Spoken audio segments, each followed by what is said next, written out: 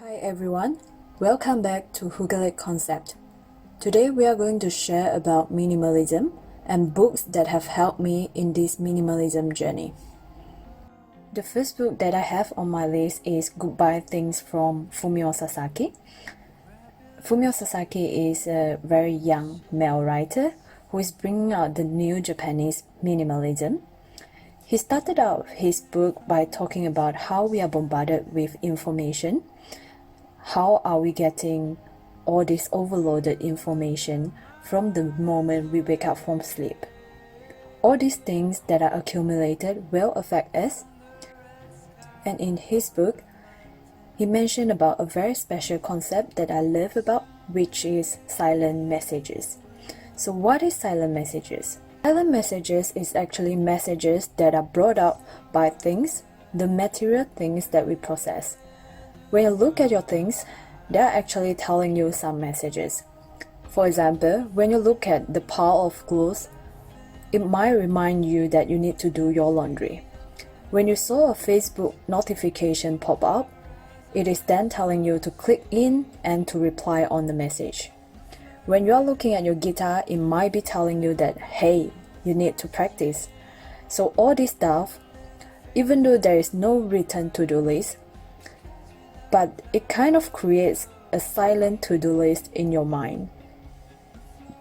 As we might have known, our brain has its own limitation. Our brain has its own capacity. So whenever you are creating a long to-do list in your mind, it is actually using up the capacity in your brain. It makes you feel overwhelmed by things that you need to do. In this case, it is very hard for you to focus on what you really need to do, and you will easily get distracted. I believe a lot of people are like me, where sometimes we got caught up in these kind of situations where we know that we have a lot of things to do, but you just don't know which one to start with, or you don't feel like doing it at all. So how minimalism can help us in this instance is by getting rid of the possessions. Because by getting rid of the possessions, you actually have less to worry about. Eventually, you will have less things on your silent to-do list. As a starter in this minimalism journey, I know it might be hard to get rid of all your possessions, but becoming aware of the silent messages that you are getting, I personally think that is very helpful. At least you know that there is some things that is distracting you. And if that is not your priority, maybe you can consider getting rid of that. The next book I have on my list is Soulful Simplicity, Living with Less, written by Courtney Carver. One of the reasons I love this book is that Courtney shares her story of moving from a stressful, cluttered, busy life to a life with better health, more space and time. Also, each section of this book is packed with practical suggestions. For instance, she mentioned about a busy boycott, which is a 21-day challenge to help you to slow down. If you go on YouTube and search for 21-day challenge Courtney Carver, you should be able to see people who accepted the challenge and track down their journey. For me myself, I actually accepted the challenge. It's a challenge that breaks into 3 simple steps for 7 days each. The first step is to stop talking about the word busy. Have you ever thought that when you tell someone that you are busy, you are actually conveying the message that you are too busy for them? So for the first 7 days, try to ban the word busy from your vocab. This is actually more challenging than what I've thought. But Courtney actually gives us very practical tips on how to tackle this. If you caught yourself in mid-sentence using the word busy, you can try to change your response or try to change the conversation. You can try to change it by asking some better questions. For example, what made you smile today? Is there anything interesting that happened today? By changing the way of asking, you are actually open up the space for connections. The second step is to do less. Think about what you can delegate and release completely. After all, what we want is to work with people who want our best, not our busiest. So try to eliminate one thing from your calendar or to-do list. Don't postpone it, just let it go. I know you might be worried about missing out something, but Courtney has given us some guidance in her book, Soulful Simplicity. So check out her book and it will definitely help you in this second step.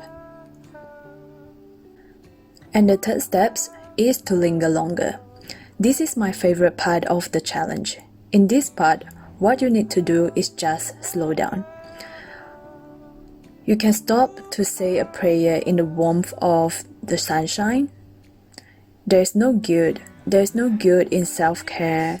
There's no shame in waking up slowly. You can support your commitment to create and protect your newfound time and space.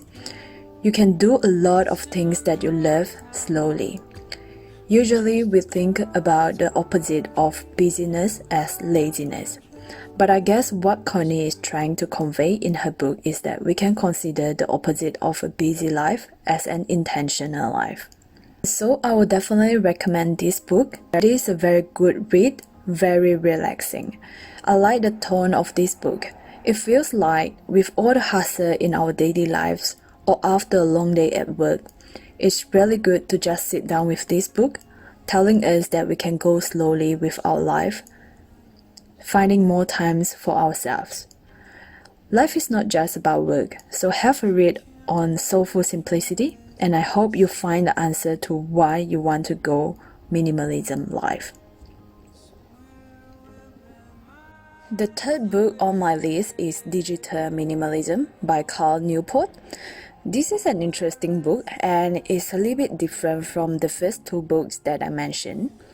It basically talks about the idea of how costly it is to spend our lives on all these digital platforms, on social media and on all kinds of media.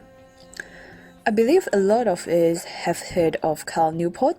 He's a professor, a superstar blogger, productivity guru, and also the best-selling author of the book Deep Work.